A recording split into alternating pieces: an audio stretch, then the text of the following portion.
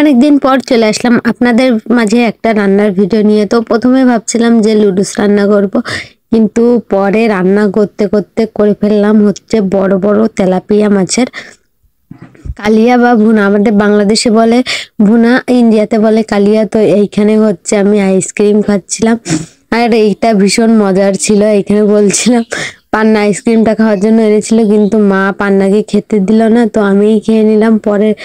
যে তো এখানে প্রথমে হচ্ছে রেডি করে রেখেছিলাম আলু কুচানো, তারপরে পেঁয়াজ লঙ্কা কুচানো, আর টমেটো ছিল।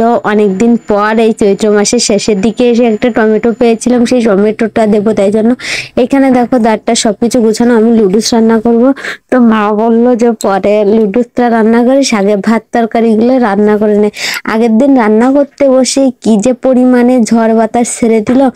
আবার রান্না করছিলাম হচ্ছে হাঁসের মাংস, তো হাঁসের মাংস তো একটু তো জাল লাগে। ওই যে দেখো প্রথমে হচ্ছে মাছের মাথাগুলো সুন্দর করে ভাজি করে নিচ্ছি, আর এখানে ভুনা করার জন্য বোন শিলপাটায় বেটে নিচ্ছে হচ্ছে শুকনো লঙ্কা, পেঁয়াজ, রসুন, আদা এসব আর কি।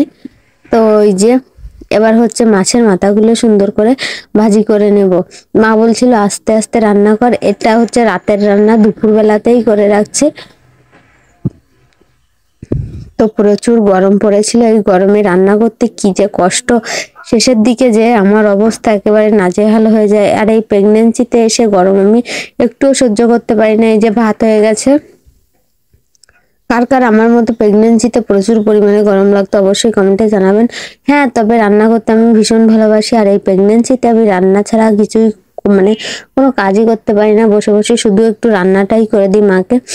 ঝাড়ুও দিতে পারি না, ঘর দোর কিছুই পরিষ্কার করতে পারি না, ভুট হয়ে কোনো কাজই করতে পারি না।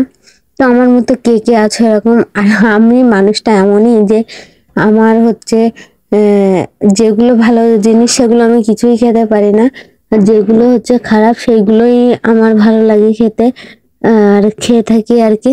তো এখানে দেখতে দেখতে মশলা কষিয়ে হচ্ছে মাছ ভাজি করে যে মাছের ঝোলে মাছ দিয়ে দিচ্ছি। কালারটা দেখো শুধু একবার। অনেকে বলে যে ফুড কালার ব্যবহার করা লাগে মাছের ভুনা বা মাংসের তরকারিতে, আমি তো জীবনেও কোনো কালার ব্যবহার করি না। জাস্ট শুকনো জল বেটে দেব, আর এই যে ভাজি করে দেবো, তাতেই এত রং হবে। আপনাদের দাদা ভাই বলে যে তোমাকে আমি একটা হোটেল দিয়ে দেবো, তুমি সেইখানে রান্না করো। আর আমার হাতে সবকিছুই ও খেতে ভালোবাসে, নাকি অভিনয় করে আমি জানি না, আপনারা একটু জানাবেন। এই যে জিরে বাটা দিয়ে হচ্ছে তরকারিটা নামিয়ে দেব। এই যে দেখো রেডি, আর আমার হাতে দেখেছো কত সুন্দর দেখাচ্ছে। তরকারিটা রান্না করেছি, সেই পুরো সেই কালার আসছিল। এই যে দেখো দারুণ। কার কার ভালো লাগে এরকম মাছের কালিয়া বা মাছের ভুনা খেতে অবশ্যই কিন্তু কমেন্টে